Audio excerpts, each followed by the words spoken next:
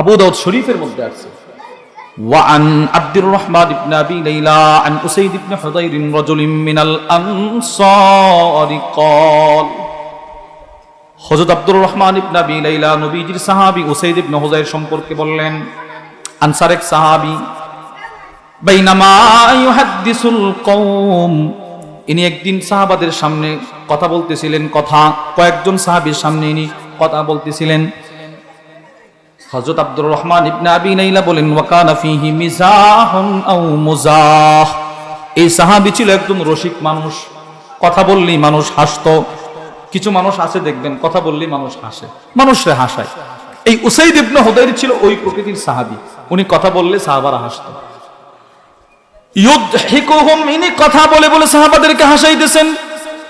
আল্লাহর রাসূল এই সাহাবীর পিছন দিক থেকে আসলেন, ফাতানাহু রাসূলুল্লাহ সাল্লাল্লাহু আলাইহি ওয়াসাল্লাম বিউদিন ফি খাসিরাতি, আল্লাহর নবীর হাতে একটা লাঠি ছিল, ওই লাঠিটা দিয়ে আল্লাহর রাসূল সাহাবীর কোমরে একটা খোঁচা দিলেন, আদরের খোঁচা, ছোট্ট একটা খোঁচা দিয়ে বলে, মানুষকে তো হাসাও কেন? সাহাবী নিজের মাথাটা ঘাড় ঘোরায় দেখে আল্লাহর নবী। এবার সাহাবী বলে, ইয়া রাসূলুল্লাহ আসবিরনি, আমারে খোঁচা দিলেন কেন? আমারে কষ্ট দিবেন, এবার আমিও আপনাকে একটা খোঁচা দিয়ে প্রতিশোধ নিতে চাই, প্রতিশোধ নেওয়ার সুযোগ দেন। সুবহানাল্লাহ বলেন। সাহাবীর নবীজি একটা আদরের খোঁচা দিছে এইভাবে, এই যখন তখন মানুষকে হাসাও, এত হাসাও কেন? সাহাবী ঘোড়া দেখে নবীজি, সাহাবী নবীরে বলে, আমারও আপনারা একটা আঘাত করার সুযোগ দেন, সমান সমান হবে। রাসূলুল্লাহ সাল্লাল্লাহু আলাইহি সাল্লাম তার কাছে লাঠিটা দিলেন, দিয়ে বললেন, ইস্তাকিত, নেও লাঠি নাও, হাতে লাঠিটা নাও, আমি তোমার এখানে আঘাত করছি, তুমিও আমার এখানে একটা আঘাত করো, যাও, তোমারে কেউ কিচ্ছু বলবে না, আঘাত করো। সাহাবী আল্লাহর রাসূলকে বললেন, ইয়া রাসূলুল্লাহ ইন্না আলাইকা কামিসান ওয়া লাইসা আলাইয়া কামিস, আপনি যখন আমাকে আঘাত করেছিলেন আমার এখানে কোনো কাপড় ছিল না, খালি গায়ে ছিলাম, মেহেরবানি করে অনুগ্রহ করে আপনিও আপনার কাপড়টা এখান থেকে সরান, আমি সরাসরি আপনার চামড়ায় আঘাত করব।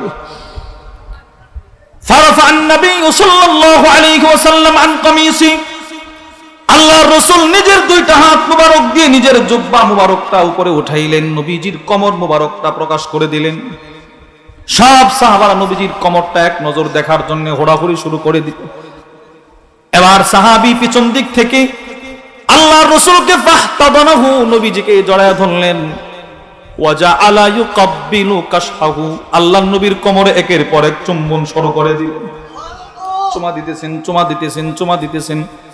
আল্লাহর রাসূল একটা ধমক দিয়ে বলে, কিরে উসাইদ, তুমি না বললে আমাকে আঘাত করবে, এখানে চুমা দিলা কেন? সরো, মা হামারাকা আলা হাযা, ও উসাইদ চুমা কেন দিলা, বললা না আঘাত করবা। এবার সাহাবী বলে, ইয়া রাসূলুল্লাহ, জিন্দেগীর যে নেক আমল করি ওইগুলা দিয়ে জান্নাতে যাওয়ার আশা করতে পারি না, কখনো ইখলাস থাকে, কখনো থাকে না, কখনো তাকওয়া থাকে, কখনো থাকে না।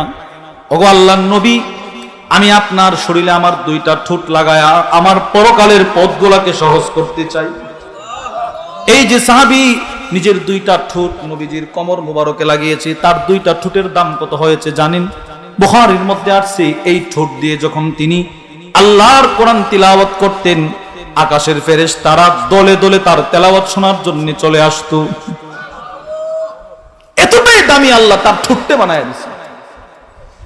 আন্না উসাইদ ইবনে হুদাইর লাম্মা ক্বারা সূরাতুল কাহফ, এই ঠোঁট যে সাহাবী নবীজির কোমরে লাগিয়েছে, এই সাহাবী যখন আল্লাহর কোরআনের সূরাতুল কাহফটা তিলাওয়াত করতেন, তানাজ্জালাতিল মালাইকাতু লিসামাইহা, দলে দলে ফেরেশতা আয়েশা তার তেলাওয়াত শোনার জন্য দাঁড়ায় থাকতো। ঠোঁট দামি বানায় দিয়েছে আল্লাহ। তার উদ্দেশ্য, নবীর সাথে আমার ঠোঁটটা লাগছে, এই ঠোঁট, এই চামড়া আল্লাহ জাহান্নামে দিবে না। সাহাবারা এইরকম উসিলা তালাশ করতেন। কোন সাহাবী সরাসরি নবীর সাথে নিজের পুরো শরীর লাগায় জড়ায়া ধরে রাখতো, নবীজি জোর করে ছড়াইতেন, এই ছাড়াও এগুলো কেন করতেছে?